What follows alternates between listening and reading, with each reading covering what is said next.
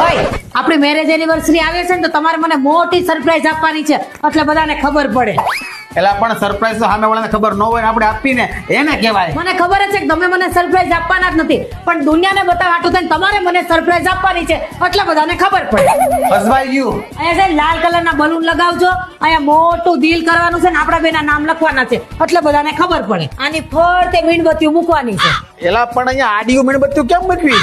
એ તમારે જવાનું, બાકી મૂકવાની છે ની ફાઇનલ છે એટલે બધાને ખબર પડે. અહીંયા ફૂલડા વેરજો, મારા આંખે પટ્ટી બાંધજો ને બસ મને હકાવજો એટલે બધાને ખબર પડે. આ બધા પાકડામાં છે ને ગુલાબની પાખડીઓ મૂકી દેજો, બસ હું આમે એન્ટ્રી કરું ને એટલે તરત પંખો ચાલુ કરી દેજો એટલે બધાને ખબર પડે. અહીંયા છે ને આપણે એકની ઉપર એક, એકની ઉપર એક, એકની ઉપર એક એવી 5 માળની કેક બનાવવાની છે ને ફરતા આપણા ફોટા લગાવવાના એટલે બધાને ખબર પડે.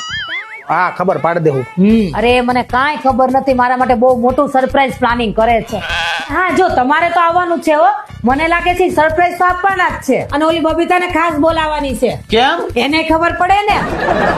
અને તમારા કોઈ દોસ્તાર નો જોઈએ, ખાલી મારી બેનપણીઓ આવશે. અરે હું એને ક્યારની પૂછું છું, મને કઈ કહેતા જ નથી. અય કયો ને વળી, કયો ને વળી, કયો ને વળી. હું નહીં કહું, હું નહીં કહું, હું નહીં કહું, હું નહીં કહું. બસ વધી ગયું, વધી ગયું. હું નહીં કહું. એલા બધી વાત તો સાચી, પણ આપણી એનિવર્સરી છે ક્યારે?